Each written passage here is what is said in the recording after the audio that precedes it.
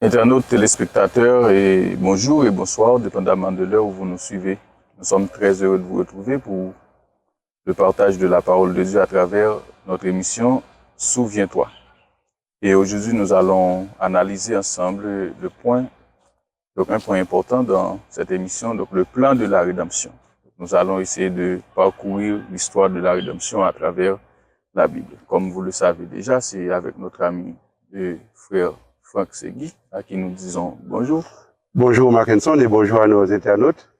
Comme toujours, nous sommes heureux d'être chez vous et de vous apporter notre émission habituelle Souviens-toi. Donc, et nous sommes très heureux de te retrouver, Franck.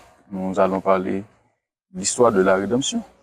Oui, l'histoire de la rédemption, c'est une histoire, je dirais, étonnante. C'est une histoire extraordinaire à apprendre et à raconter. Et aujourd'hui, dans l'entrée de cette histoire, nous pourrons dire que nous initions un long parcours qui va réellement nous amener à découvrir des choses extraordinaires. OK. Et alors, une remarque importante à faire, tandis que nous sommes en train de réfléchir sur ce sujet. Dans les émissions précédentes, donc nous avons analysé beaucoup de choses. Donc vous avez apporté à travers la Bible beaucoup de lumière, beaucoup d'explications sur un ensemble de points qui paraissaient un peu obscurs. Et la remarque, c'est que donc c'est comme si nous constatons que l'homme est tombé dans un autre monde. Donc l'homme a connu une déception totale, et c'est le désespoir, c'est l'illusion, donc c'est le chaos, la misère. Adam et Ève se trouvent au fait dans le jardin d'Éden. Maintenant, nous pouvons dire, après avoir fini de consommer l'arbre, vous faites le fruit défendu, donc il commençait par ressentir les manifestations de la mort, donc la sensation de la mort qui arrive. Et par exemple, en constatant que les feuilles des arbres commencent par flétrir, par tomber, par mourir, tout ça. Donc, c'est la misère, c'est du désespoir. Comment voyez-vous cela? Écoutez, dans nos émissions, nous avons dit quelque chose. Nous avons dit que il s'est produit dans l'histoire de l'humanité un événement qui n'a pas pris Dieu au dépourvu, mais qui n'était pas prévu. Et que nous avons essayé d'expliquer. Nous avons essayé d'expliquer le péché, et son origine, et comment est-ce qu'il est entré, comment le péché a fait irruption dans l'histoire de l'humanité.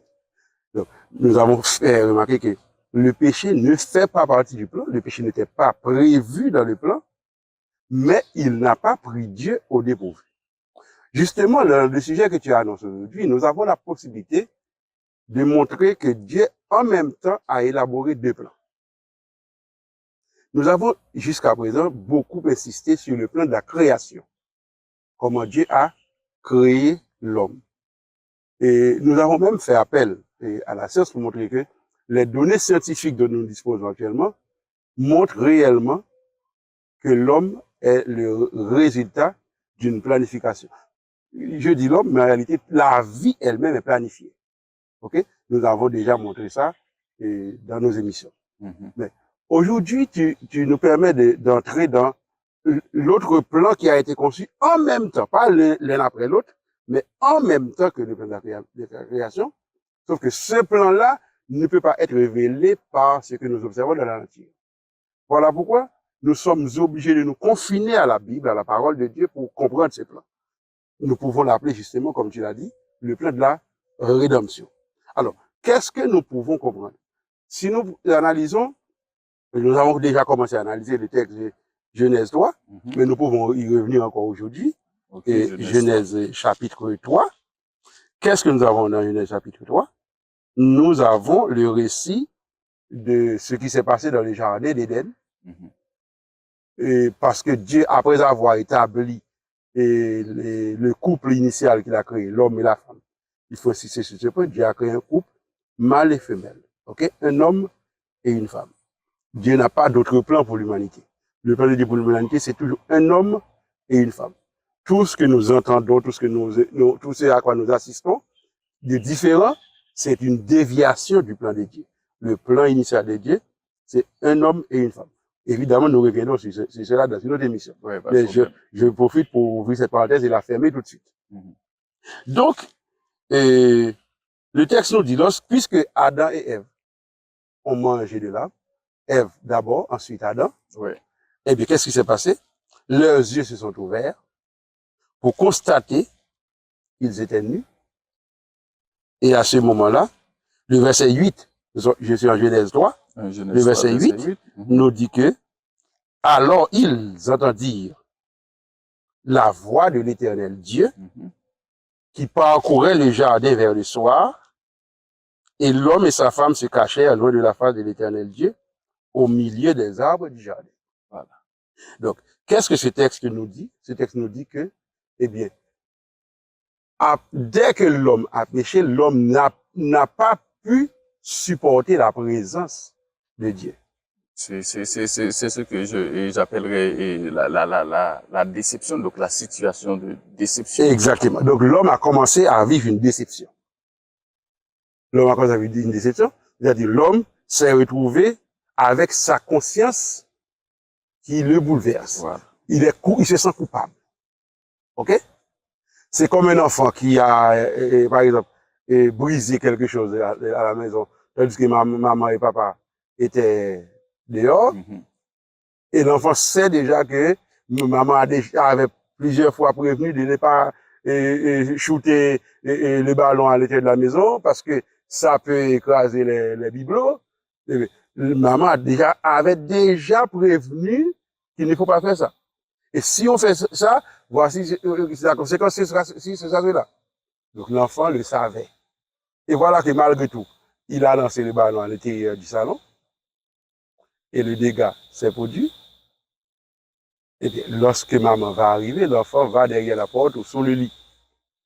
Donc l'enfant sait déjà que ce qu'il fait n'est pas bien et il ne peut pas supporter le regard de sa maman. C'est ce qui est arrivé à Adam et Ève. Ils ont entendu la voix de Dieu et ils se sont cachés. Donc, ils ont perdu la capacité de supporter la présence de Dieu. Donc, ils sont déçus. Tu as essayé le bon mot. Ils sont déçus. Ils sont déçus. Mais, ce qui est important, c'est de comprendre la démarche de Dieu. Parce que le verset suivant nous dit, le verset 9, mais l'Éternel Dieu appela l'homme et lui dit, où es-tu? Bon, tu vois ce verset? Où es-tu? Ce sont trois mots. Oui. Où es-tu?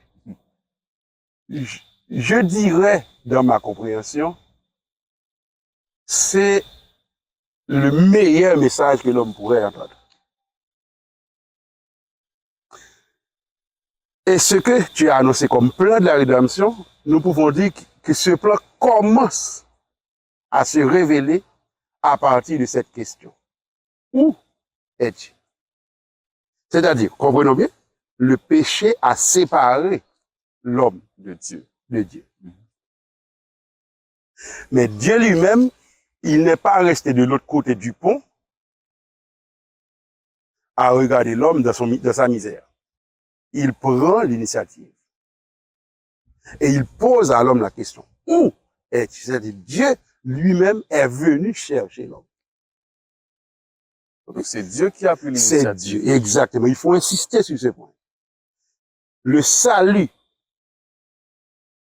si tu préfères le mot que tu as déjà utilisé, la rédemption, c'est une initiative de Dieu. Le salut ne se trouve qu'en Dieu. C'est lui qui a pris l'initiative d'aller à la recherche de l'homme. Et c'est lui qui demande à l'homme, où es-tu? Donc c'est lui qui est allé chercher l'homme. Es-tu en train de nous dire que, au fait, la première situation qui a été décrite là qui a placé l'homme dans une situation de désespoir. Et tu es en train de nous dire que donc c'est Dieu qui a apporté de l'espoir à l'homme pour dire à l'homme que donc, ce n'est pas encore fini. Donc, n'oublie pas, nous avons dit, Dieu a conçu le plan de créer l'homme, tout en sachant que l'homme allait chuter, allait tomber dans le péché. Mais son caractère exige qu'il accomplisse le plan qu'il a conçu, donc il l'a mis à exécution. Mais en même temps, il a conçu le plan de sauver l'homme après le péché. La question, où est-il? C'est le début de la mise en exécution du plan du salut, du plan de la rédemption. C'est-à-dire, le péché a établi la séparation, mais Dieu n'a pas accepté la séparation. Dieu prend l'initiative de combler le fossé. Donc, sur le pont, alors je dirais, sur les deux rives, Dieu va établir un pont.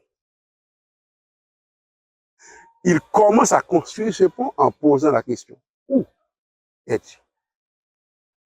Et puisque Dieu a pris l'initiative de poser la question, il y aura une réponse. Quelle est la réponse? Eh bien, le verset 10 nous dit que Adam répondit, j'ai entendu ta voix dans le jardin. Et j'ai eu peur. Et j'ai eu peur. Parce que je suis nu et je me suis caché. Voilà. C'est-à-dire, le péché le péché ne livre pas la marchandise qu'il promet de livrer. OK? Le péché n'accouche pas la récompense qu'il promet de donner. Le péché avait promis quoi? Avait promis un monde merveilleux où l'homme serait comme Dieu. Comme Dieu. Donc, sans Dieu, un monde merveilleux. Mais sans Dieu. L'homme serait lui-même son propre Dieu. Dans son monde. Dans son monde. Okay. Mais qu'est-ce que l'homme a constaté? L'homme a constaté qu'en réalité, il était déjà comme Dieu. Parce qu'il avait été créé à l'image de Dieu. Donc, il n'est pas une nouvelle. Il était déjà comme Dieu. Okay. Donc, le péché te promet ce que tu as déjà. Parce qu'en réalité, ce que le péché veut faire, c'est enlever ce que tu as. Donc, il te promet ce que tu as déjà, parce que tu n'es pas nécessairement, tu ne comprends pas que tu l'as déjà. Il te le promet. En réalité, ce qu'il fait, c'est te l'enlever. Eh bien, à ce moment-là, Adam a compris que, au lieu d'un monde merveilleux, où il est lui-même Dieu, maintenant, voici qu'il ne peut même pas supporter la voix de Dieu, la présence de Dieu. Il se rend compte qu'il est nu, mais c'est pas maintenant qu'il est nu, il était déjà nu, mais ce n'était pas un problème. Mais maintenant, il se rend compte qu'il est nu, il est obligé d'aller. Il a pris la fuite. Il a pris la fuite. Donc, le péché le met dans son état de laideur. OK? Maintenant, il devient laid. Et il est laid à ses propres yeux. Et il commençait aussi par respirer et l'odeur de la mort. Il commence à respirer l'odeur de la mort, justement. OK? Eh bien, le dialogue va se poursuivre. Le dialogue va se poursuivre. Dieu va répondre là et vous dire, qui t'a appris que tu es nu? Voilà. Je suis au verset 11. As-tu mangé de l'arbre dont je t'avais défendu de manger? Et le reste de l'histoire, nos internautes connaissent le reste par cœur. Et Adam va répondre, oui, c'est parce que la femme que tu as mise auprès de moi. Nous avons déjà analysé ces interrogations dans une perspective de jugement. De jugement, justement. Mais en fait, est-ce le même sens et dans le cadre du plan de la rédemption? En réalité, nous pouvons analyser ce dialogue pour comprendre d'abord, pour comprendre un élément fondamental. C'est que au milieu de la déception de l'homme, Dieu lui-même, il plante l'espoir. OK? Parce que, après la séparation, Dieu pouvait se croiser les bras et regarder. Ce n'est pas ce qu'il a fait. Il a pris l'initiative d'aller chercher l'homme. Lorsque Dieu pose des questions à l'homme, les questions la manière dont les questions sont formulées nous montre que ce ne sont pas des questions où Dieu demande des informations. C'est ce qu'on appelle des questions rhétoriques. C'est ce qu'on peut appeler des questions rhétoriques. C'est-à-dire, ce sont des questions dont les réponses sont évidentes. En réalité, ce ne sont pas des questions. Ce sont plutôt des affirmations, mais sous forme interrogative. OK? C'est-à-dire, qui t'a dit que tu es né? As-tu mangé des larmes? C'est-à-dire, Dieu sait qu'il a mangé des larmes. Mais Dieu veut lui donner la possibilité de se rendre compte que lui-même il a désobéi et que c'est volontairement qu'il a désobéi parce qu'il a été averti qu'il ne devait pas désobéir. Et que c'est sa désobéissance qui accouche de résultats aussi catastrophiques. Donc, les questions de Dieu lui donnent toutes ces possibilités. Mais en réalité, les questions de Dieu vont un peu plus loin. Les questions de Dieu sont un moyen pour Dieu de dire à l'homme, mais il y a de l'espoir. Malgré ça, me voici tout près de toi, disposé à résoudre les problèmes. C'est ça que Dieu a voulu signaler à l'homme. Donc, il faut insister sur l'élément espoir. Mais je voudrais insister sur un autre élément. Parce que dans la dernière émission, lorsque nous avons parlé du sens de la vie, nous avons signalé que dans l'histoire de l'humanité, les hommes ont recherché le sens de la vie dans 3 directions. Et nous avons insisté sur la conception cyclique, sur la conception existentialiste et sur la conception biblique, judéo-chrétienne. La conception cyclique de la vie, par exemple, c'est cette conception qui alimente des philosophies, par exemple, qui nous parlent de réincarnation. Puisque dans cette conception, la vie, c'est un cycle qui se reproduit continuellement. Eh bien, il y a par exemple des philosophies qui nous disent que dans notre première vie, nous venons sur la terre, nous vivons une première vie, nous commettons des erreurs, ensuite nous mourons et nous avons la possibilité de réincarner, donc de revenir vivre sur la terre, mais sous la forme d'une autre personne. OK? Et cette deuxième vie maintenant nous donne la possibilité de corriger les erreurs de la première vie. Et il y a par exemple une philosophie qui nous dit, après 5 réincarnations, tu as atteint la perfection, maintenant tu es prêt à intégrer le paradis, le monde des dieux. En fait, historiquement, y a-t-il quelqu'un qui a déjà atteint Bon, évidemment, personne.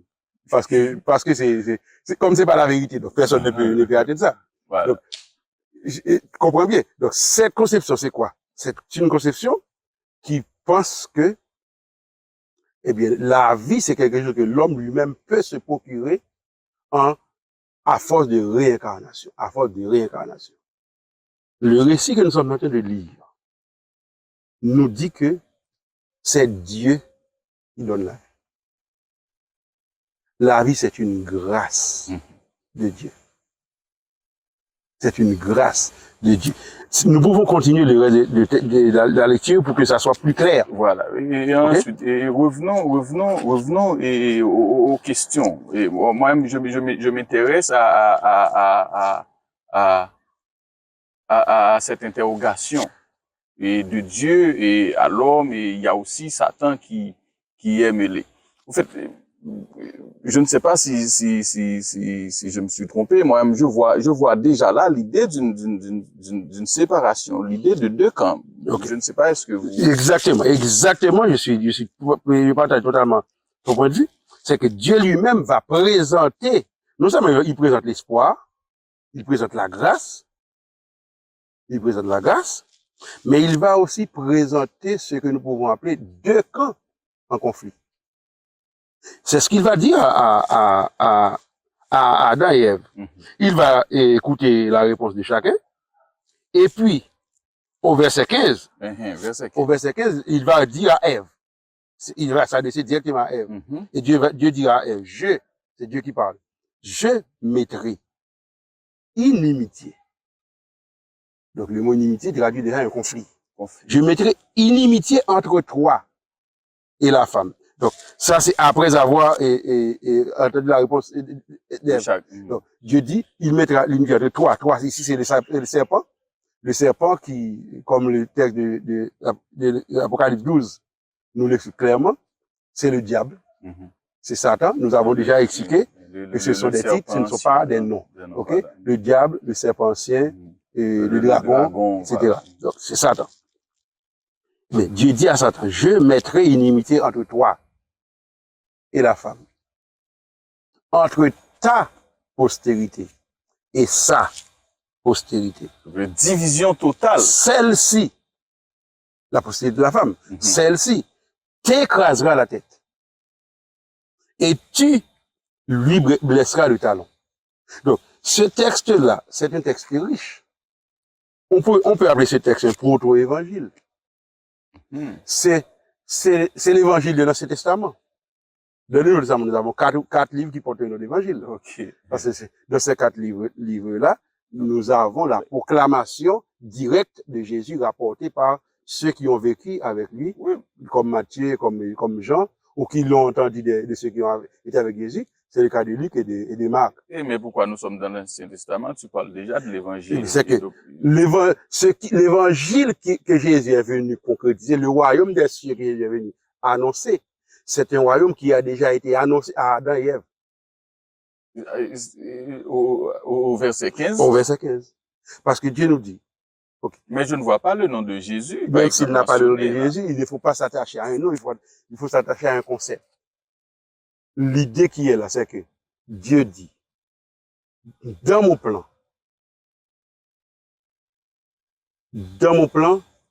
je te rachèterai. C'est ce que Dieu dit à Ève et à Adam. Voilà ce que je n'arrive pas à comprendre jusque-là. Vas-y. Par exemple, dans le Nouveau Testament, bon, un peu plus loin aussi dans l'Ancien Testament, par exemple, et je vois que donc ce sont des prophètes que Dieu a utilisés pour annoncer, par exemple, la venue de Jésus. Mais là, peut-on parler de prophétie, d'une prophétie dans Genèse? Nous seulement nous avons ici une prophétie, mais nous avons peut-être la meilleure prophétie. Parce que nous avons ici une prophétie qui n'est pas annoncée par un prophète. Parce que le prophète, il parle au nom de Dieu. Mais nous avons ici une prophétie qui est annoncée par Dieu lui-même. Intéressant. Tout ce que nous allons avoir dans la Bible comme prophétie, ce sera le développement de cette prophétie initiale. Donc, nous pouvons dire, la première prophétie a été annoncée par Dieu. Je ne sais pas si tu te rappelles, une fois nous avons dit, l'une des choses que nous rencontrons de la pédagogie de Dieu, c'est que avant de demander aux autres de faire, c'est lui qui fait. Donc, avant que Dieu demande au prophète d'aller annoncer, c'est lui qui annonce d'abord. Donc, ce qui demande au prophète de faire, c'est mettre un peu plus d'emphase, c'est mettre, je dirais, de l'ampliation, c'est élargir le cadre. Parce que qu'est-ce que la prophétie en réalité? La prophétie, c'est une vérité qui s'amplifie. Je ne sais pas si ma définition est claire. Oui, ce que je comprends. Hein. La prophétie, c'est quoi? C'est une annonce qui a été faite de manière brève. Par exemple, la première annonce, c'est ce que je viens de lire, au verset 15. Mais et qui va se de génération en génération, l'Éternel va répéter cette prophétie. Mais à chaque fois qu'il le répète, il le répète avec beaucoup plus d'explications et beaucoup plus d'éléments pour le rendre clair. De précision. Beaucoup de précision. Mais de manière condensée, l'évangile, c'est ça. L'évangile, c'est que Dieu décide de racheter l'homme. Mais en face, il y a un autre cas. Donc, ce verset nous dit, d'abord, que l'univers se trouve dans un conflit. Ce verset nous donne, je vais utiliser notre mot, ce verset nous donne la cosmovision que chacun doit avoir si l'on veut expliquer les événements de l'histoire. OK? Par exemple, tu sais que dans la conception matérialiste de l'histoire, c'est l'homme qui fait l'histoire. OK? C'est l'homme qui fait l'histoire. Mais dans la conception biblique de l'histoire, c'est l'homme et Dieu donc les qui deux font qui font qui l'histoire. font l'histoire. Il y a des événements qui dépendent des décisions de l'homme. Il y a quelqu'un qui a utilisé une image, son nom m'échappe actuellement, mais l'image qu'il utilise, c'est quoi? C'est que dans la mer, il y a des courants que l'on peut observer, regarder, ok? Tu vois l'eau qui coule, etc. Mais dans le fond des océans, il y a des courants, je dirais, beaucoup plus puissants. Et ce sont ces courants qui déterminent dans quelle direction les courants, et je dirais, un peu plus à la surface, qui sont observables à l'œil nu, dans quelle direction ils vont converger. Eh bien, c'est comme l'histoire. L'homme est capable d'agir dans l'histoire.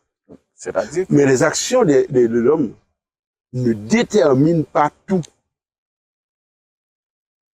Un peu plus loin, par exemple, l'Éternel va donner des visions pour expliquer l'histoire à ses enfants. Par exemple, à Daniel, au roi de Babylone. Eh bien, Dieu va leur révéler que c'est lui qui contrôle les temps et les circonstances. En fait, okay? Si je comprends bien, tout cela fait partie de la méthode historique. Tout cela fait partie de la méthode historique. Donc, c'est Dieu qui contrôle les temps et les circonstances. C'est lui qui élève et c'est lui qui abaisse. C'est lui qui établit et c'est lui qui renverse. Ok? Tu comprends? Oui. Donc, il y a la bonne cosmovision qu'il faut avoir pour comprendre l'histoire se trouve dans ces textes. C'est que la Terre est dans un conflit. Et ce conflit, c'est pas un conflit nucléaire. C'est pas l'Ukraine contre la Russie. Ok? Ce n'est pas une armée terrestre bien entraînée contre une autre armée terrestre bien entraînée. Ce ne sont pas deux groupes gangs. Ce n'est pas deux groupes de gangs rivaux qui luttent le plus. Ok? C'est pas un pays contre un autre pays. C'est pas un continent contre un autre continent. C'est pas une guerre des civilisations, comme ceux du Moyen-Orient aiment parler. C'est pas une guerre des civilisations. Non. Il y a un conflit, et c'est un conflit cosmique. Et bien, dans ce conflit cosmique, chaque action que tu poses, ou que tu évites de poser, dit dans quel camp tu luttes. Parce qu'il n'y a pas de troisième camp, il n'y a pas de neutralité. C'est ce que le texte nous dit. Dieu dit, je mettrai inimitié entre le serpent et sa postérité, et la femme et sa postérité. Et un peu plus, le texte nous dit encore beaucoup plus. Le texte ne nous dit pas, eh bien, les deux camps vont lutter pour voir comment est-ce que ça va terminer. Mais le texte nous dit, c'est le camp de la femme et de sa postérité qui écrasera la tête de Satan et de sa postérité. Donc, c'est la postérité de la femme qui remportera la victoire. Qui remportera la victoire. La victoire a déjà été décidée. Intéressant. Ce texte nous dit tout ça. Cela signifie quoi? Cela signifie que chacun peut décider. Et c'est pourquoi l'histoire, c'est pas seulement ce que Dieu fait, c'est aussi ce que l'homme fait. Chacun peut décider de quel côté il veut se retrouver dans la bataille. Chacun peut prendre cette décision. Ok? Chacun peut prendre cette décision. Donc, le texte nous donne tout ça. Voilà pourquoi c'est l'évangile. Ce texte, c'est l'évangile. Même s'il n'y a pas le nom de Jésus qui est écrit, mais c'est déjà l'évangile qui est annoncé dès le jardin d'Éden. Donc, il s'agit ici d'une prophétie messianique? Il s'agit d'une prophétie, tu peux l'appeler une prophétie messianique. C'est-à-dire une prophétie qui annonce la venue, le ministère, la mort du Messie. Tout cela se trouve dans ce texte. Donc, si je comprends bien. Parce que le texte dit déjà que le serpent va blesser le talon. Donc, si je comprends bien. Le talon du Messie. Voilà, si je comprends bien, donc le Messie, c'est le fondement ou la base ou le point central du plan de la rédemption. Exactement. Le plan de la rédemption, c'est quoi? Si tu lis des textes comme Timothée 2, verset 9, ce texte va nous dire que ce plan de la rédemption a été conçu dès avant les temps éternels. Ça, c'est un mystère. Dès avant les temps éternels, le plan était déjà là. Et ce plan, c'est quoi? Ce plan, c'est que Dieu lui-même pour sauver l'homme, va mourir à la place de l'homme. Écoutez le mot que j'utilise, mourir à la place de l'homme. Pourquoi? Parce qu'il y a un seul moyen de résoudre le problème du péché. Un seul moyen. Un seul moyen de résoudre le problème du péché, ce moyen consiste à verser du sang. Hébreux, chapitre 9, verset 22. C'est un texte que tout internaute doit retenir. Ce texte nous dit, d'après la loi, presque tout est purifié par le sang. Et sans effusion de sang, il n'y a pas de pardon. Donc, si l'on ne verse pas de sang, on ne peut pas trouver de pardon. C'est-à-dire, puisque Adam et Ève ont péché, il y a un seul salaire pour le péché, ce salaire, c'est la mort. Romains 6:23. Oui. Le salaire du péché, C'est la mort. c'est la mort. C'est-à-dire, comment satisfaire la loi qui exige Le sang. de rester fidèle à ce que la loi dit? Seulement, ou bien on obéit totalement à la loi, ou bien on paie chaque transgression de la loi en versant du sang. Le problème avec l'homme, c'est que, puisque l'homme a péché, s'il meurt, sa mort va servir uniquement à payer sa transgression. Donc, si l'homme meurt, il meurt éternellement. Éternellement. Donc, qu'est-ce que Dieu choisit de faire? Pour ne pas laisser l'homme mourir éternellement, il choisit lui-même de prendre la mort que l'homme mérite. Il choisit de mourir à la place de l'homme. Dieu est mort à la place de l'homme. Voilà un mystère. Comment expliquer à nos internautes que Dieu est mort? Parce que Dieu ne peut pas mourir. Bon. Ok? Dieu ne peut pas mourir. C'est un autre mystère. Mais comment est-ce que Dieu a-t-il fait pour mourir? Ok. Mais pour mourir, qu'est-ce que Dieu fait? Dieu vient, il prend la place de l'homme. Il s'est revêtu de L'humanité. l'humanité. Donc, pour qu'il puisse mourir, il faut qu'il soit un homme. Donc, Dieu se fait homme. Il devient homme. Et voilà pourquoi Jésus, c'est pas seulement l'homme, mais c'est le fils de l'homme. Ça me rappelle un verset du Nouveau Testament. Je crois que c'est Jean 3, verset 16. Yes. Il dit, Dieu, quand Dieu a tant aimé le le monde, monde, il a il a donné. donné son fils unique. Ça. Ok? Donc, Dieu s'est fait homme. Il s'est fait homme. Et puisque maintenant, il devient homme, Mhm. il peut d'abord réconcilier Dieu et l'homme. Observe par exemple les relations diplomatiques. Comment les relations diplomatiques s'établissent? Ton pays envoie un ambassadeur dans Dans un autre un autre pays. Mhm. Eh bien, celui que ton pays envoie, c'est un ressortissant de ton pays. Mhm. Donc, il peut représenter ton pays, mais il ne peut pas représenter l'autre pays. Voilà. Et dans ce cas, l'autre pays va faire de même. L'autre pays va envoyer un ambassadeur dans dans pays. ton pays. Ah. Donc, il faut que chaque pays envoie un ambassadeur. Parce que l'ambassadeur ne peut pas parler au nom des deux, il peut parler au nom de son pays. Mhm. Eh bien, puisque Dieu, entre Dieu et l'homme, il y a inimitié. Qu'est-ce que Dieu fait? Pour rétablir les relations entre la divinité et l'humanité, Les relations diplomatiques entre la divinité et l'humanité, la divinité envoie son représentant. Donc, la divinité envoie le Fils de Dieu. Intéressant. Mais qui l'humanité peut-elle envoyer? L'humanité doit envoyer quelqu'un qui soit capable de se présenter devant Dieu, quelqu'un qui n'a pas péché. Est-ce qu'il y a quelqu'un comme ça sur la terre? Non. Non. Eh bien, Dieu lui-même pourvoit à l'humanité Un ambassadeur. d'un ambassadeur. Cet ambassadeur, c'est le Fils de l'homme. De l'homme. Donc Jésus, c'est le Fils de Dieu qui représente Dieu auprès de l'homme, et il est le fils de l'homme qui représente l'homme auprès de Dieu. Ça, c'est intéressant. Donc lui, il peut jouer les deux rôles. Ça, c'est vraiment un mystère. Il peut jouer les deux rôles. Donc, voilà le mystère. Et voilà pourquoi le fils de l'homme sur la croix, il est mort comme représentant de l'humanité pour payer les péchés de toute l'humanité. Pourquoi est-ce qu'il lui-même, il peut payer les péchés de toute l'humanité? Parce qu'il n'a pas participé au péché. Puisque lui, il n'a pas péché, eh bien, son sang peut payer pour les autres. Son sang est pur. Parce que s'il avait péché, il aurait payé uniquement pour lui. Mais comme il lui-même, il a vécu dans le monde, mais sans connaître le péché, il a payé pour tous les hommes. Mais tout ce que je dis là, surtout dans le texte de Genèse 3, verset 15. Important. Important.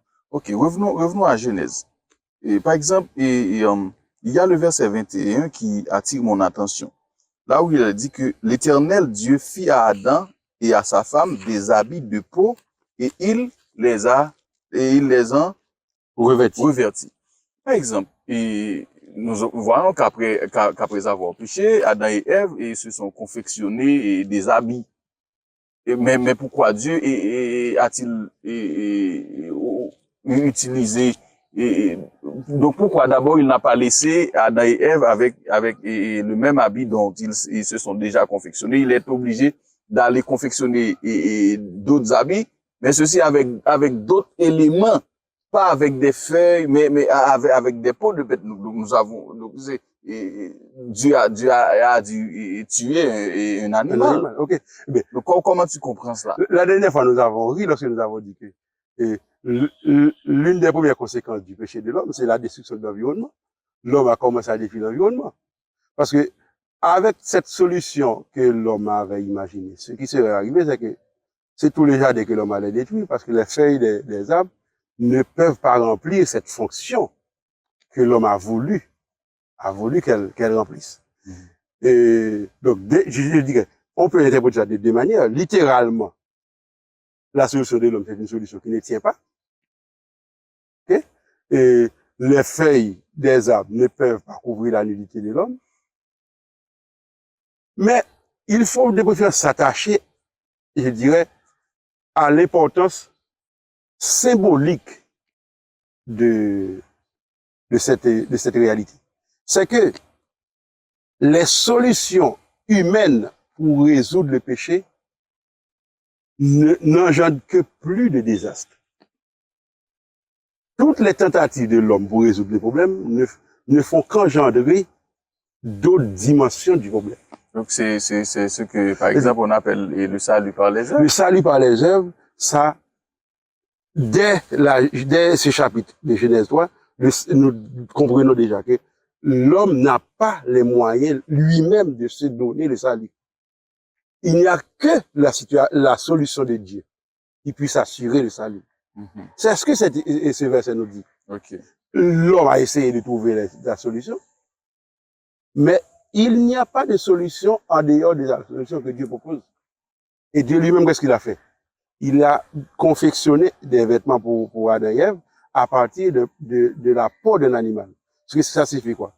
Ça signifie que Dieu, à la place de l'homme et de la femme qui devaient mourir, Dieu a tué un animal. Donc c'est déjà l'idée du sacrifice. Dieu a introduit un élément pédagogique dans son plan, qui est de dire à l'homme, il faut passer par des sacrifices. Pendant un temps, l'homme va passer par des sacrifices d'animaux, jusqu'à ce que finalement le Fils de Dieu vienne et qu'il meure. À ce moment-là, il mettra fin au sacrifice d'animaux, parce que son sang qui est totalement pur, donc qui n'a pas besoin d'être versé une deuxième fois, c'est ce sang-là qui sera utilisé désormais pour le pardon des péchés de l'homme. Eh bien, c'est à cette phase que nous vivons actuellement. La phase où le Fils de Dieu, maintenant, se trouve dans le ciel, dans ce qu'on appelle le sanctuaire de Dieu. Eh bien, il officie en faveur de l'homme et il peut peut-être pardonner les péchés de l'homme. Le verset 21 que tu as lu, mais il faut insister sur les autres versets qui viennent après, nous dit déjà que c'est Dieu qui a pris l'initiative et que c'est par le sang, donc c'est par le sacrifice, que la vie éternelle est possible. Et puisque c'est pas le sacrifice de la vie éternelle possible, Dieu lui-même va dire, il faut empêcher que l'homme avance sa main, je lis le verset 22, il faut empêcher que l'homme avance sa main sur l'arbre de vie et qu'il en mange, parce que s'il en mange, il va vivre éternellement. Et le verset 23 nous dit, l'Éternel chassa l'homme du jardin et il l'envoya au dehors. Donc, qu'est-ce que ça veut dire? Ça veut dire que, d'abord, ce texte nous permet de comprendre toutes les philosophies qui nous parlent de vie éternelle, ou bien d'une âme qui serait immortelle chez l'homme. Ce sont des mensonges. En dehors du plan de la rédemption que Dieu lui-même a conçu pour l'homme, donc il n'y a pas de vie en dehors de ce plan. Okay? De vie éternelle. Il n'y a pas de vie éternelle en dehors de ce plan. Okay? Lorsque l'homme meurt, il meurt. Point final, il meurt. Il n'y a aucune partie de l'homme qui se réincarne, ni qui survit sous une forme quelconque, dans un monde quelconque. Ça n'existe pas. Pour que l'homme puisse vivre éternellement, il fallait qu'il mange de l'arbre de vie. Et justement, après le péché, Dieu, immédiatement, a empêché l'accès de l'arbre de vie à l'homme. Parce que s'il avait accédé à l'arbre de vie après le péché, ce qui serait arrivé, c'est qu'au lieu de mourir, l'homme allait vivre éternellement dans la souffrance. Dieu n'allait pas pouvoir supporter ça. De voir l'homme éternellement en train de souffrir sans jamais mourir. Donc, Dieu a empêché, c'est dans la miséricorde de Dieu, il a empêché que l'homme accède à l'arbre de vie parce qu'il sait que cet arbre de vie, il va le transposer dans le paradis. Et comme il va maintenant appliquer le plan de la rédemption, tous ceux-là qui vont accepter le plan de la rédemption, eux-mêmes vont accéder à l'arbre de vie et eux-mêmes, ils auront la vie éternelle. Donc la vie éternelle aujourd'hui, c'est une promesse qui va se réaliser au retour de Jésus lorsque les rachetés de Jésus seront introduits dans le paradis. Ok, d'accord. Donc nous sommes censés à la fin de cette émission. Un constat. Nous avons vu que Dieu a d'abord parlé à Adam et Ève en les indiquant l'ordre de ne pas toucher, de ne pas manger de l'arbre. Et Satan, à travers le serpent, est venu et lui aussi il a parlé. Et il les a, donc en fait, il les a incités à manger, donc à désobéir. Et maintenant, nous voyons encore Dieu qui est revenu pour parler. C'est-à-dire, je comprends que la parole, dans ce cas, dans le plan de la rédemption aussi, joue un rôle fondamental. Je ne saurais suffisamment te remercier pour cette remarque, pour cette question. Parce que ça me permet encore de fixer quelque chose que nous essayons de dire dès le départ. Ce qui doit faire autorité pour nous, c'est la parole de Dieu. Nous avons déjà vu que lorsque Dieu a parlé et que l'homme s'est confié de préférer dans ses sens, au lieu de se confier à la parole de Dieu, le résultat a été une catastrophe. C'est pour nous encore une opportunité de rappeler qu'il faut faire confiance à la parole de Dieu. Parce que Dieu, lorsqu'il parle, c'est de ce qu'il sait qu'il parle. Il n'imagine pas quelque chose. Dieu nous dit, voilà, si ce qui va arriver, voilà comment ça va se passer. C'est-à-dire, il faut se tenir à la parole de Dieu. Il faut faire confiance à la parole de Dieu. Et l'histoire que nous venons d'examiner très brièvement nous permet encore d'aboutir à la même conclusion. C'est la parole de Dieu qui doit avoir le dernier mot. Ce que Dieu dit, c'est ce qui va arriver. C'est à cela qu'il faut faire confiance. Mais si Dieu demande d'obéir, ce qu'il faut faire, c'est obéir. Une dernière question pour finir. Et vous faites déjà apprécier la manière dont tu exposes le plan de la rédemption à travers le livre de la Genèse. Et maintenant, dis-nous, en quoi consiste, en quoi le plan de la rédemption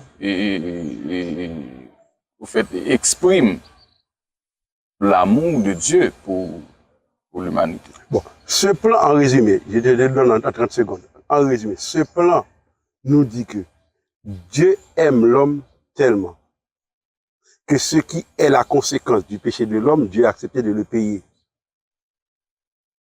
Dieu est venu lui-même mourir à la place de l'homme. Voilà pourquoi le texte que tu as cité tout à l'heure nous dit, c'est Dieu a tellement aimé le monde qu'il a donné son Fils unique, afin que quiconque croit en lui ait la vie éternelle. Donc, ce plan, c'est la manifestation de cet amour.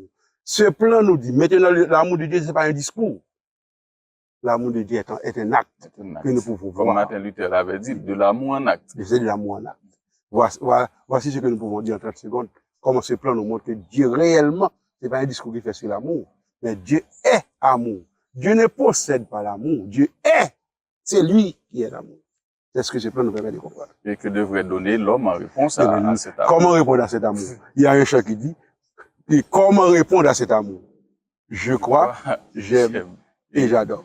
Ça, c'est le numéro 618. Je l'ai trouvé, le bonheur ineffable. Ce bonheur qui se trouve dans l'amour de Dieu. Comment répondre à cet amour? D'abord, je crois, j'aime en retour et j'adore ce Dieu qui m'aime tellement et qui est mort pour moi. Voilà pourquoi nous adorons Dieu. Parce que c'est lui qui nous aime et qui s'est donné lui-même pour nous. En réponse à son amour, nous vivons pour lui. Ok? Dieu est mort pour nous. Nous autres, en réponse à son amour, nous vivons pour lui. D'accord. Et merci Franck. Et c'était vraiment enrichissant. Et j'ai aimé la façon, et comme je viens de le dire, j'ai aimé la façon dont tu as exposé, dont tu as expliqué.